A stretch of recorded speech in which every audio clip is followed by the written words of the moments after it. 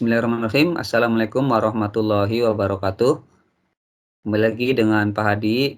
Kali ini kita akan membahas tentang zat aditif pada makanan. Zat aditif dalam bahan makanan. Apa itu zat aditif? Zat aditif adalah zat yang ditambahkan dan dicampur pada waktu pengolahan makanan, baik itu disengaja ataupun tidak disengaja. Nah, ini adalah bahan-bahan yang ditambahkan pada makanan. Ini disebut dengan zat aditif. Apa fungsi zat aditif? Fungsi zat aditif pada makanan adalah yang pertama, memperbaiki tampilan. Yang kedua, meningkatkan cita rasa. Yang ketiga, memperkaya kandungan gizi. Yang keempat, mengawetkan atau tidak cepat busuk. Zat aditif dikelompokkan berdasarkan asalnya, yaitu zat aditif alami dan zat aditif sintetik. Zat aditif alami itu berasal dari sumber alam. Kalau zat aditif sintetik berasal dari bahan-bahan kimia atau buatan pabrik. Pengelompokan zat aditif berdasarkan fungsinya. Di sini yang kita bahas ada 4. Yang pertama itu pewarna, yang kedua pemanis, yang ketiga pengawet, dan yang keempat penyedap rasa. Sekarang kita bahas dulu yang pertama, yaitu zat pewarna. Tujuan pemberian zat warna pada makanan, tujuannya ada 2. Yang pertama yaitu supaya terlihat menarik, seperti ini. Dan yang kedua, menggugah selera. Itu tujuan dari pemberian zat pewarna pada makanan.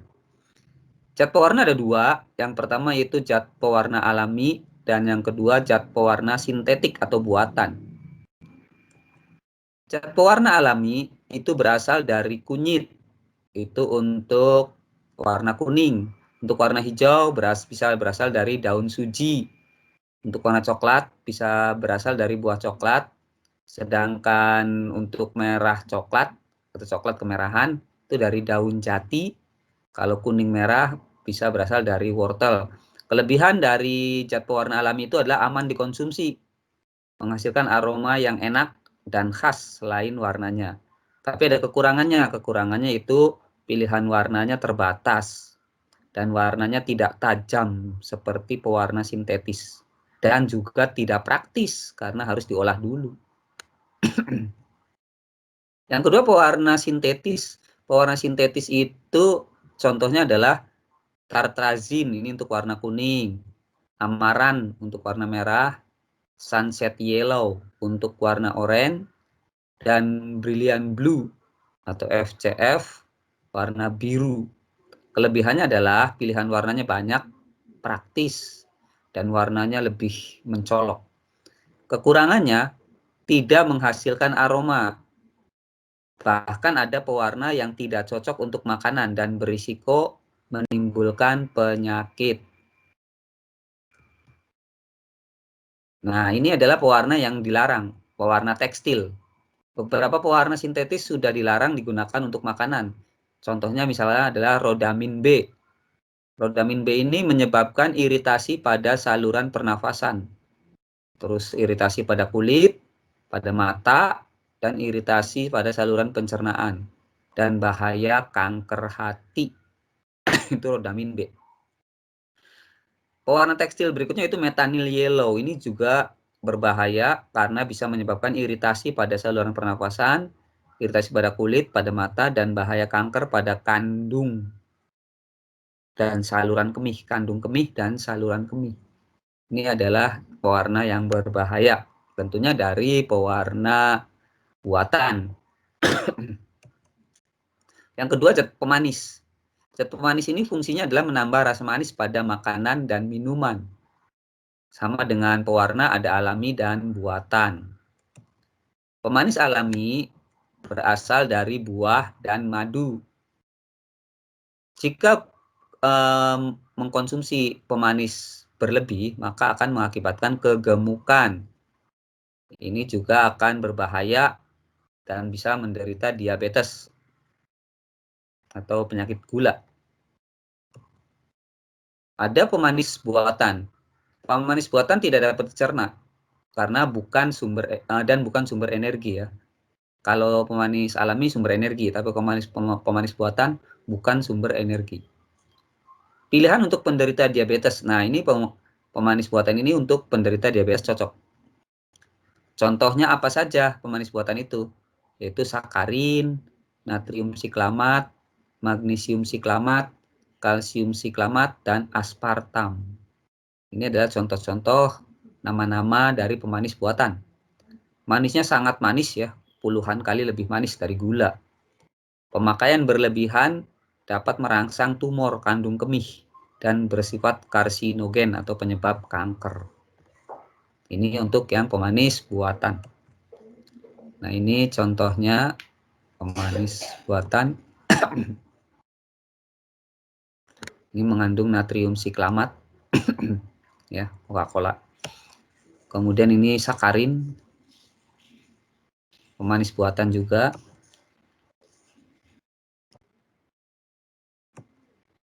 Ini contoh-contoh zat pemanis alami yaitu tebu, kelapa, aren, buah-buahan, dan madu. Ini adalah pemanis alami. Nah, ini contohnya. Pemanis sintetik atau buatan, yaitu sakarin, siklamat, aspartam, sorbitol, dan neotam. Aspartam ini manisnya 160 kali gula. Sakarin manisnya 500 kali gula. Suklarosa 600 kali, P4000 4000 kali, neotam ini 13.000 kali gula. Artinya apa? Artinya kalau 1 sendok neotam itu sama dengan 13.000 sendok gula. Manis sekali ya. Lalu yang ketiga pengawet. Pengawet tentu fungsinya adalah untuk menghalangi pembiakan mikroorganisme supaya makanan tahan lebih lama atau tanpa rusak. Fungsinya mengawetkan makanan ya. Caranya yaitu menghalangi mikroorganisme yang bikin busuk. Contoh pengawet yaitu natrium nitrit dan natrium benzoat.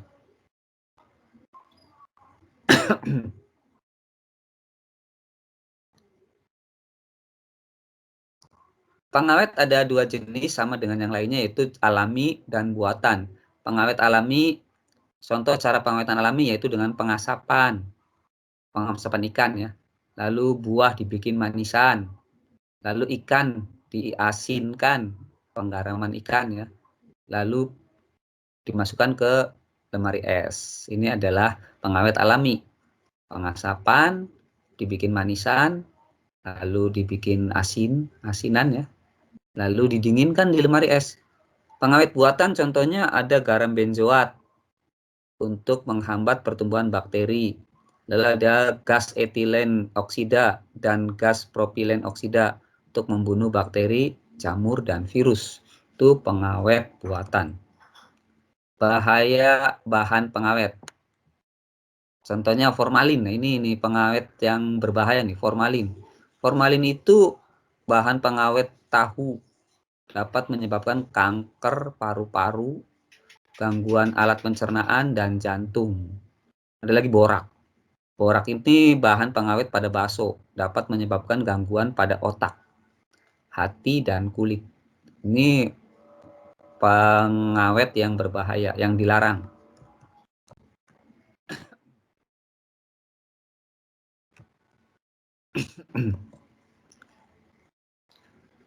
Walaupun ini natrium benzoat ini bisa digunakan, tapi dalam pemakaian yang berlebihan itu juga dapat mengakibatkan gangguan saraf dan alergi.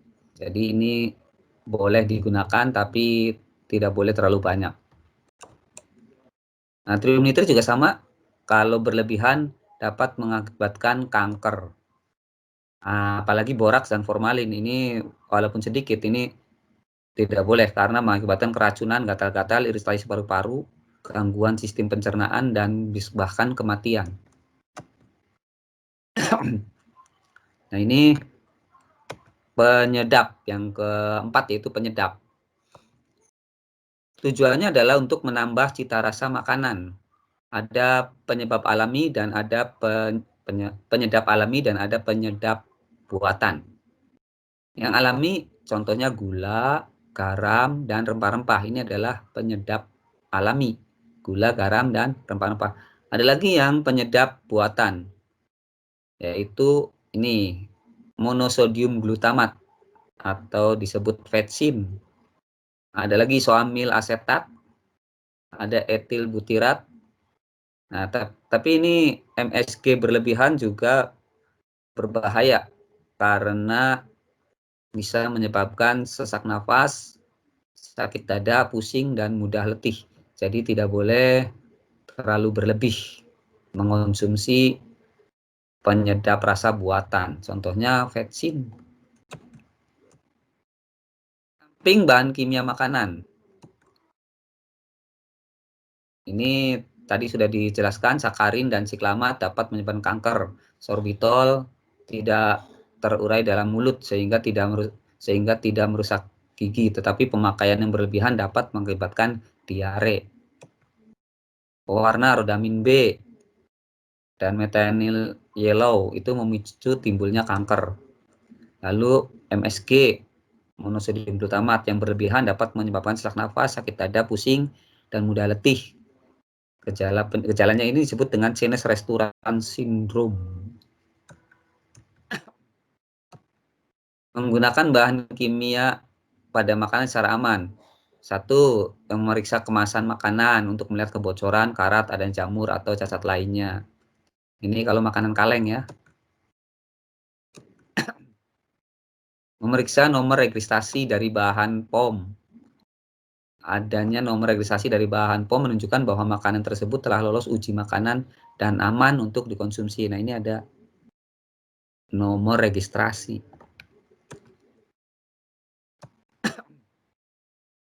Lalu memeriksa tanggal kadaluarsa yang tertera pada kemasan makanan. Tanggal ini menunjukkan bahwa makanan masih aman dikonsumsi sebelum tanggal tersebut. Nah, ini ada nih ya, tanggal kadaluarsa. Lalu memeriksa kandungan bahan kimia yang ada dalam makanan. Ini ada kandungan bahan kimianya, komposisinya ya. Lalu memeriksa label halal. Nah, ini ada halalnya tidak? Bisa dikonsumsi kalau halal. Nah, itu tadi pemaparan tentang zat aditif pada bahan makanan. Semoga bermanfaat. Wabillahi taufiq wal hidayah. Assalamualaikum warahmatullahi wabarakatuh.